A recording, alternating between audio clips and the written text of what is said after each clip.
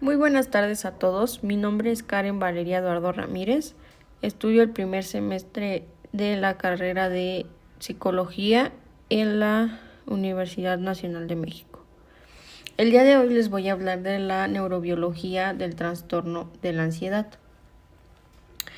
Primero que nada voy a tocar ciertos puntos de los cuales les voy a hablar en este trabajo, donde van a poder conocer los factores que desencadenan el trastorno de ansiedad, las regiones del cerebro que se encuentran involucradas, y hasta la fecha actual sabemos que no hay como tal una región específica que ocasione este trastorno.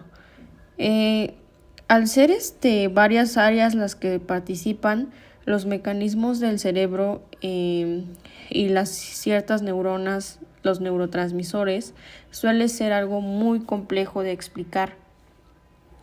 Y normalmente cuando un individuo padece este tipo de trastorno, no tiene ninguna complicación para llevar su vida normal, o sea, no es necesario que acuda a ninguna institución clínica para tratarlo, pero llega a haber casos que es necesario ya usar ciertas drogas o fármacos para inhibir estos efectos.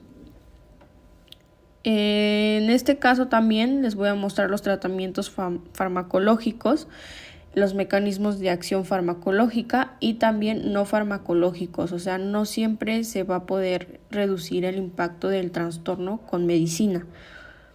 Se me hace importante que se conozca la diferencia entre la acción y el efecto.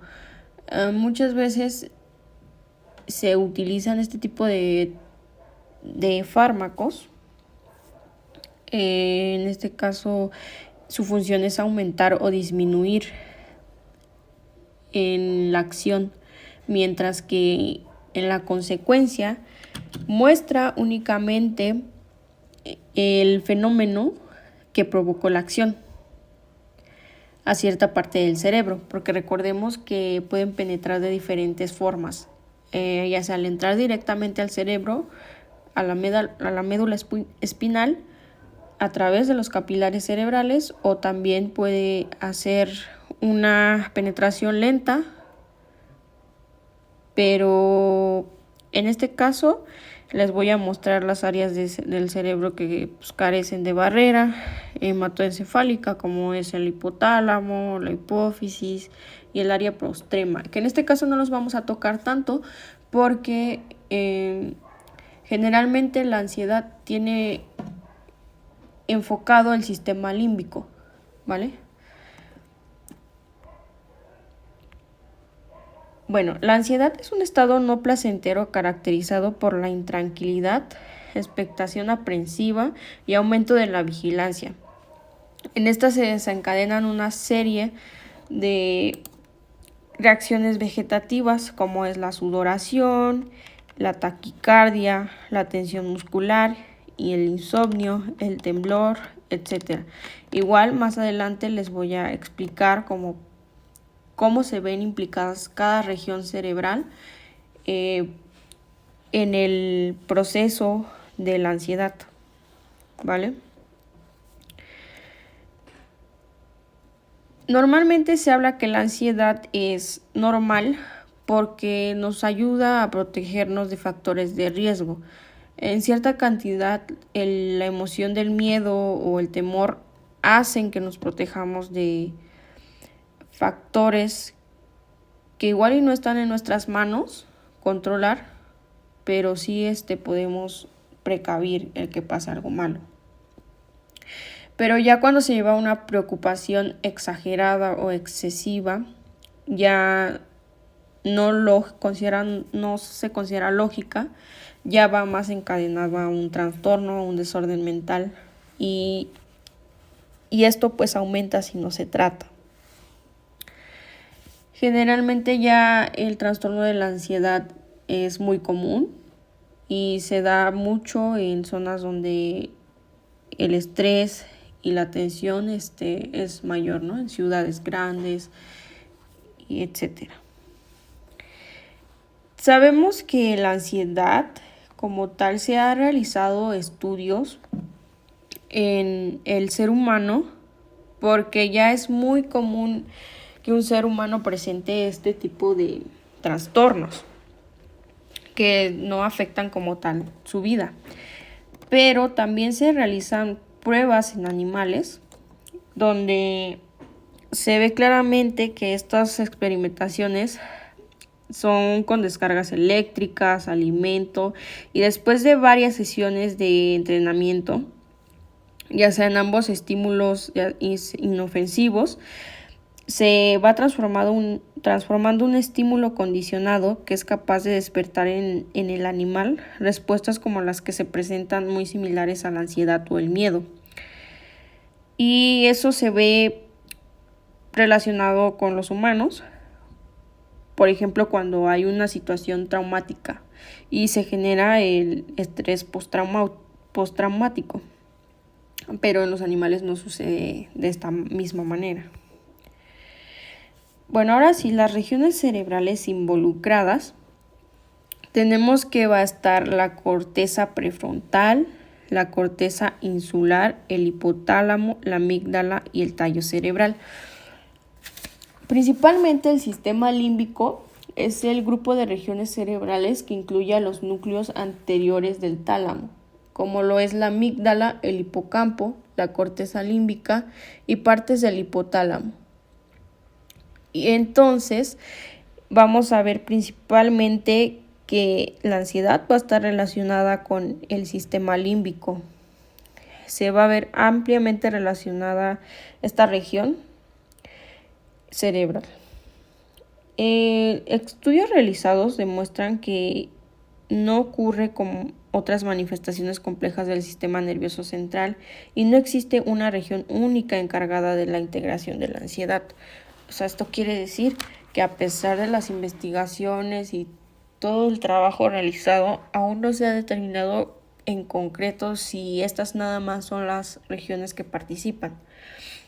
Bueno, voy a definir cada región cerebral y su función que tiene.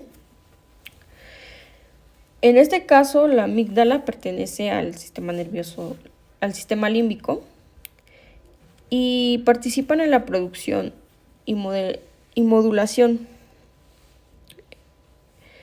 Se relaciona con las emociones y la memoria. También aquí vamos a encontrar lo que es el septo lateral, que está localizado en la parte media del hemisferio cerebral, y la amígdala.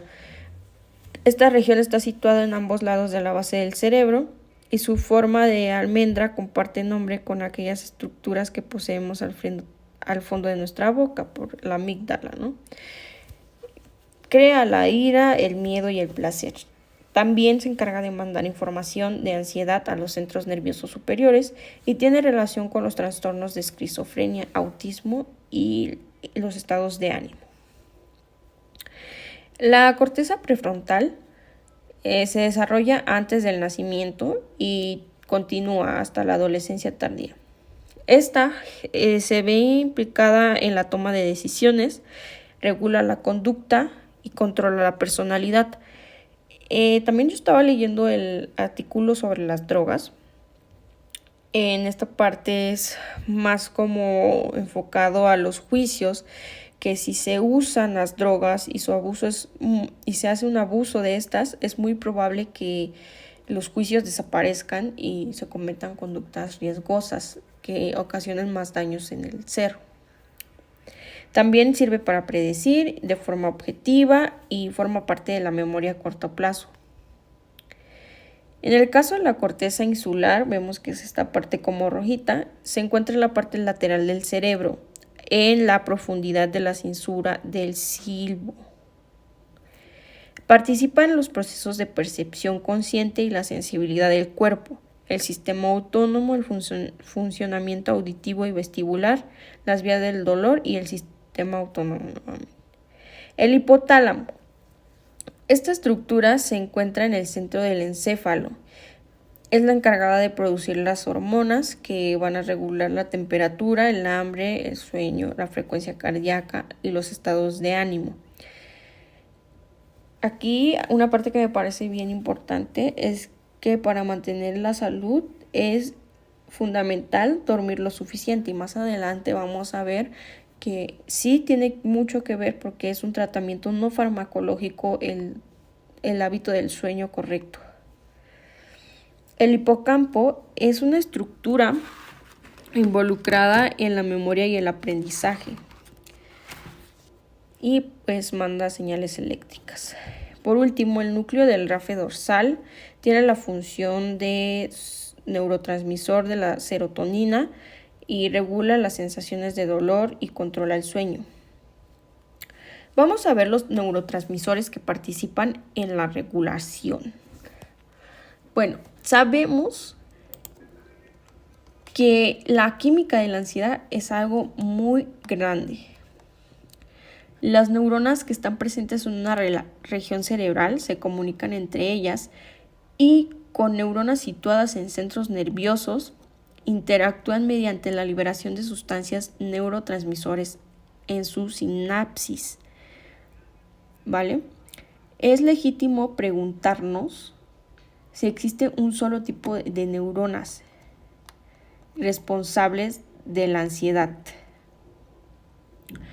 En el caso de los centros nerviosos, no parece existir un único sistema de neurotransmisión encargado de modular la ansiedad. Parece existir toda una química de la ansiedad. Bueno, pero yo recabé los neurotransmisores, que en este caso se han propuesto que al menos son 2 de la regulación de la ansiedad, que es el sistema GABA amino butírico, benzodiazepínicos y el sistema serotoninérgico. Existen neurotransmisores con acciones ansiolíticas o androgénicas, que es posible que la ansiedad se module primariamente por la intermediación del sistema GABAérgico, que disminuiría globalmente la ansiedad, y el sistema glutamatérgico, que utiliza el ácido glutámico como neurotransmisor y tiene acciones ansiogénicas. Bueno, aquí el término ansiogénico tiene que ver con las drogas que provocan la ansiedad, mientras que el ansiolítico tiene que ver con el fármaco que se usa para controlar y disminuir los síntomas de la ansiedad. Vamos a ver qué son los mecanismos de acción farmacológica. Importantes avances en el terreno de las benzodiazepinas han sido la introducción de análogos más específicos que el diazepam, como el alprazolam tafil, no menos importante que el GABAérgico. Los sistemas noradrenérgicos y serotoninérgicos, algunas de sus sustancias con notables propiedades ansiolíticas ejercen su mecanismo de acción sobre estos sistemas. Los tratamientos farmacológicos. Tenemos los ICRS, que son los inhibidores de la recaptación de serotonina, donde se encuentra la fluoxetina, la paroxetina, la sertralina, el citalopram, el escitalopram, y estos son para cuando los síntomas de la ansiedad son graves. Después, si se recetan este tipo de fármacos y no se ven mejorías, se receta otro con mecanismo de acción diferente, como lo puede ser un inhibidor de recaptación de serotonina y noradrenalina, como podría ser un ISRSN, donde se pueden ver la venlafaxina, la duloxetina, y estos tienen efectos adversos más que los anteriores. También están los antidepresivos tricíclicos, que son los ADT, como la clomipramina, la imipramina y la nortriptilina. Son más antiguos y ya no comunes por sus efectos adversos que provocan. Y por último tenemos los antagonistas de los receptores presinápticos. En este caso, les voy a explicar que los receptores, un autorreceptor es el que se encuentra en la propia neurona y funciona como un termostato para saber cuándo se debe segregar un transmisor. De ahí partimos que en el campo de la